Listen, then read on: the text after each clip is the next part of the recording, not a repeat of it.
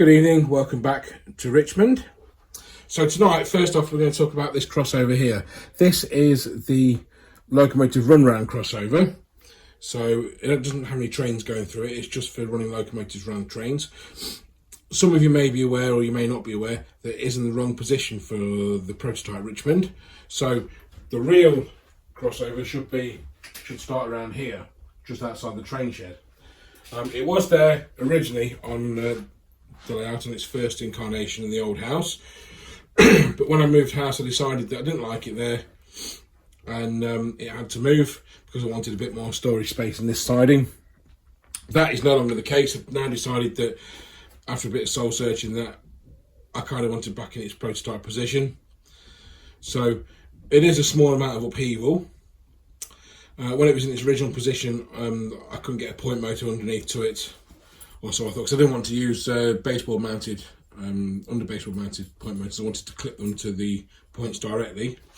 So to that end, I've ordered an extended pin point motor and a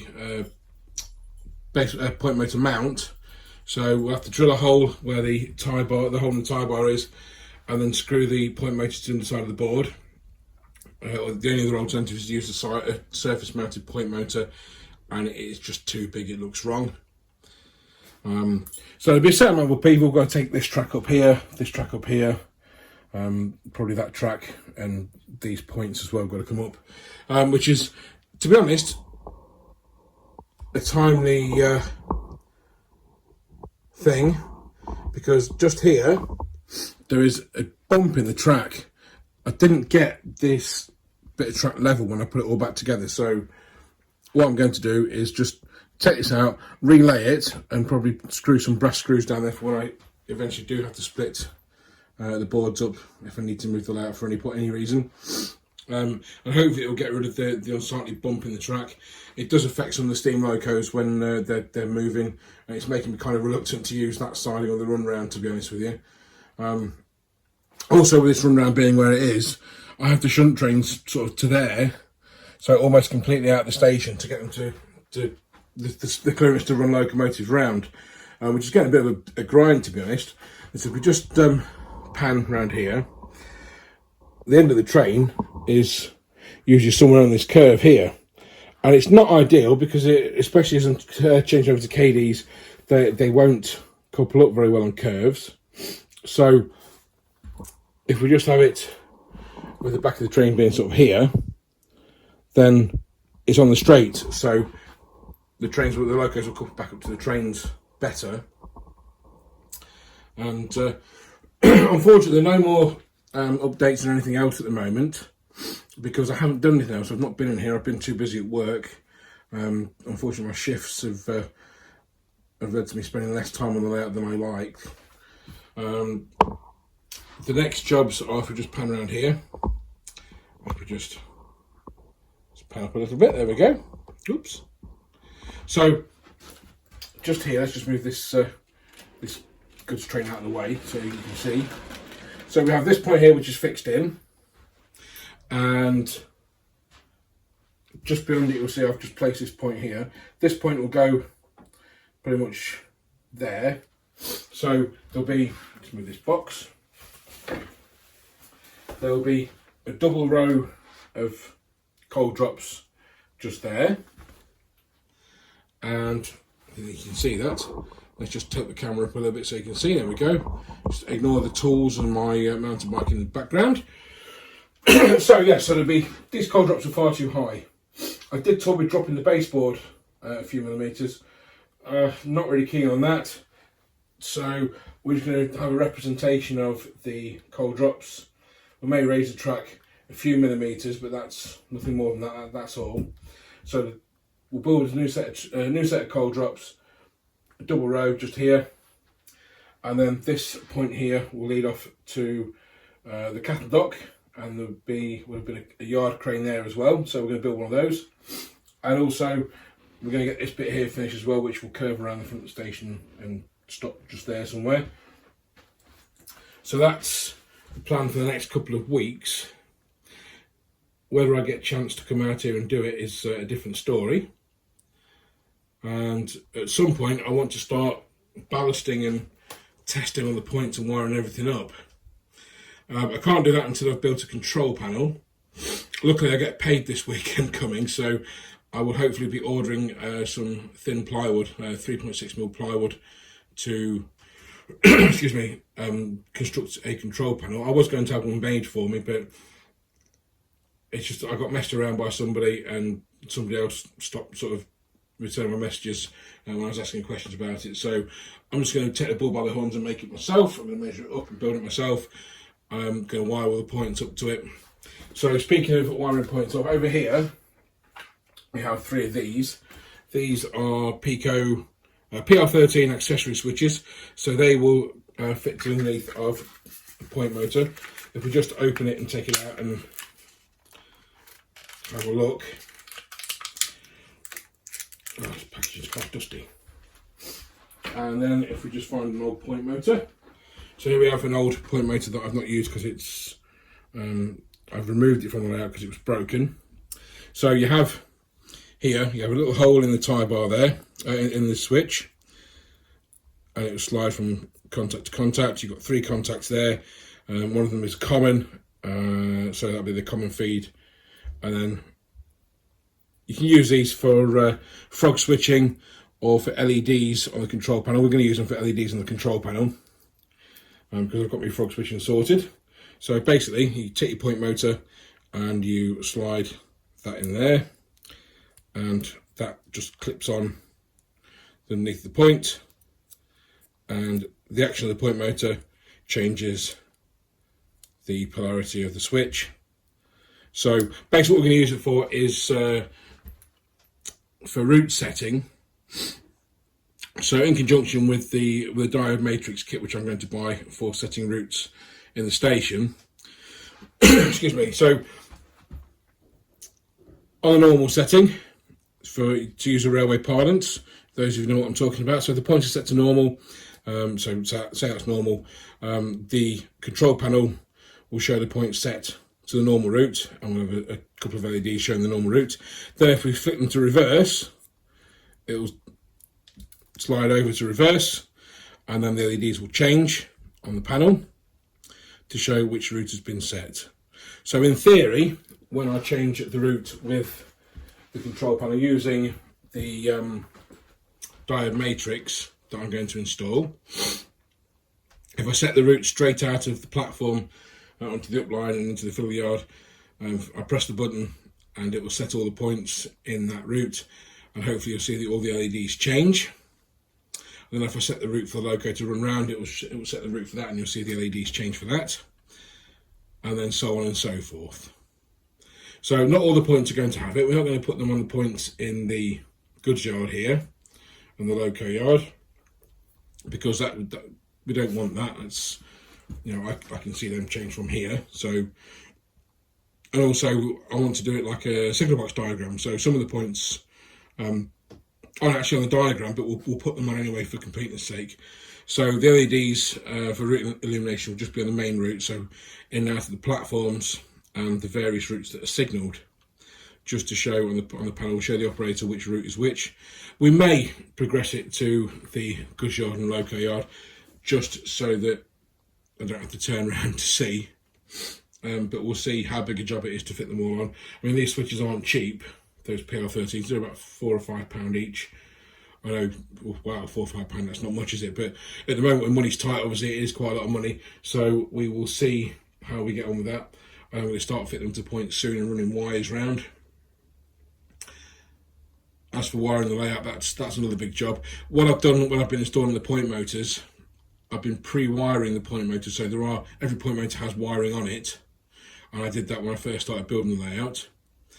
So it's just a case of terminating the wires of the point motors in chop blocks, fixing the chop blocks to inside the baseboard, and then running wiring out from the control panel to that. So we're going to start the control panel next week when I get paid, and then we'll see how we get on. Wiring layout is never an easy or a quick task. It's going to take quite a long while. Obviously, because I'm working upside down as well. I did, when I first built the baseboards, I built them with the intention of when it comes to wiring, I'd be able to take one board out at a time and tip it on its side and working that way.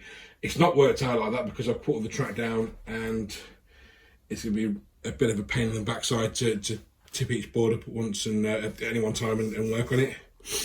This goods yard board, I am going to have to cut the rails here, here and here so that I can access the loco run round points to move them, because at the moment I can't reach, I can reach it, but I can't reach it to work on it.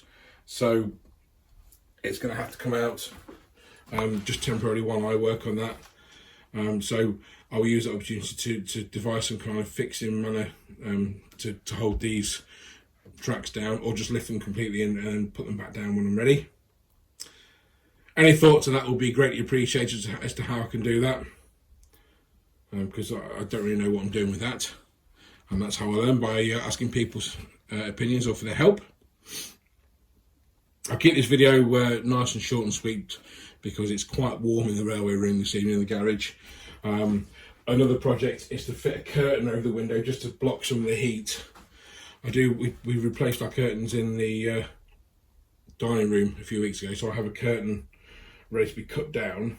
It's quite a thin curtain though, but it will keep some of the heat out, hopefully. As it's middle of July and it is quite warm in here. But yeah, so hopefully next update I'll show you the diode matrix being constructed for the scenic area, and hopefully we'll have some more news with the control panel. So K1 arrives from Newcastle with the relief troop train. Usually handled by a V2, but unfortunately today there's no V2 available.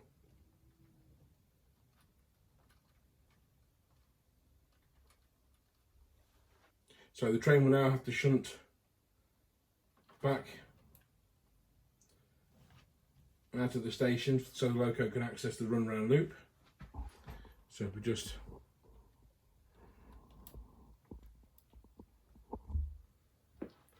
show you that, give it a bit more speed.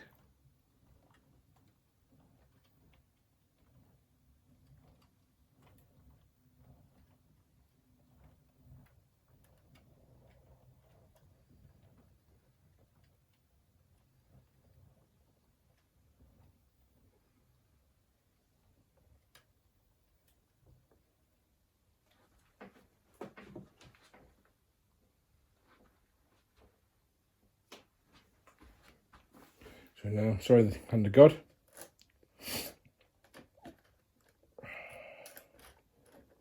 Just uncouple the train. So this is the great piece of kit. This is a 3D printed manual uncoupler. I bought this off eBay a while ago. It does help, obviously at the moment because we're changing to KDs. It won't be needed much longer. So the loco just pulls forward past the signal, and then we set the points, both crossovers, and the K3 will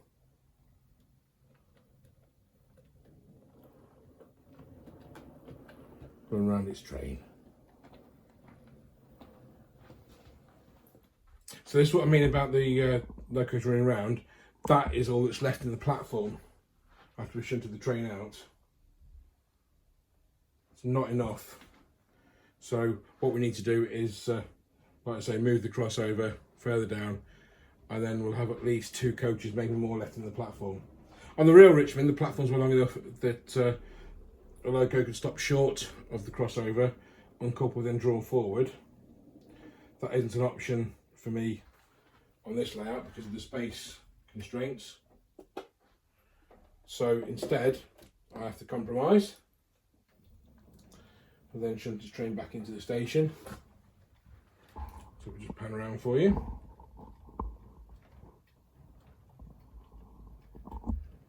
And you'll see loco shunting back into the train shed. You'll also notice that I haven't finished the platforms here yet. I do need to address this kink here when I move the crossover, and just align everything a bit better. So now the K3 is almost on station. There she is. And ready to leave. So empty stock now. Back to Darlington as all the troops have got off.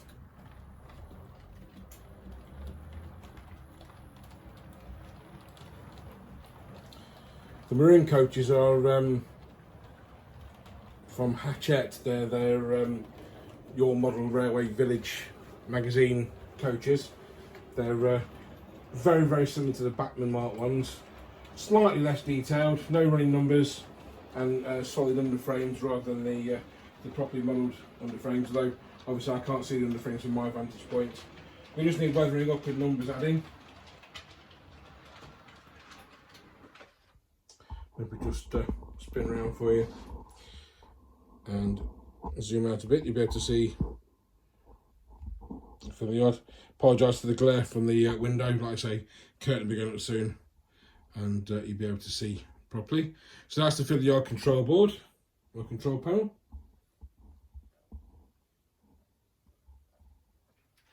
So the aim is to have the other control panel sort of there, so that one operator can operate the panels, so be here and there, and the other operator can stand sort of where the camera is and operate the trains. So I hope you just enjoyed that little impromptu running session. Let's just pan back around to the layout so we're not in the glare of the sun so much anymore.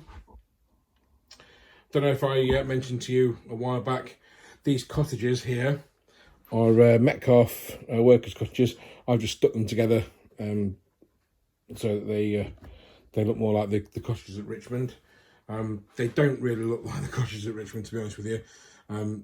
That's something I'm going to task my scratch builder with at some point. He's the guy that made me my signal box and also my loco shed and gasworks, and he's still currently working on a new goods shed for me, one that looks more like the actual goods shed at Richmond. This goods shed is the original one that was built 45 years ago with the layout when it was originally built. It is showing its age, even more so than the station, and there's not an awful lot I can do with it. Stock doesn't fit in through the entrance archway or at the other side very well, because it wasn't built large enough. So that'll be removed from the layout soon. It is quite solidly on the layout. The inside is wood, so that'll be fun removing that. So I hope you've liked this video. If you do like what you see, please subscribe if you haven't already, and I hope to see you soon. Bye for now.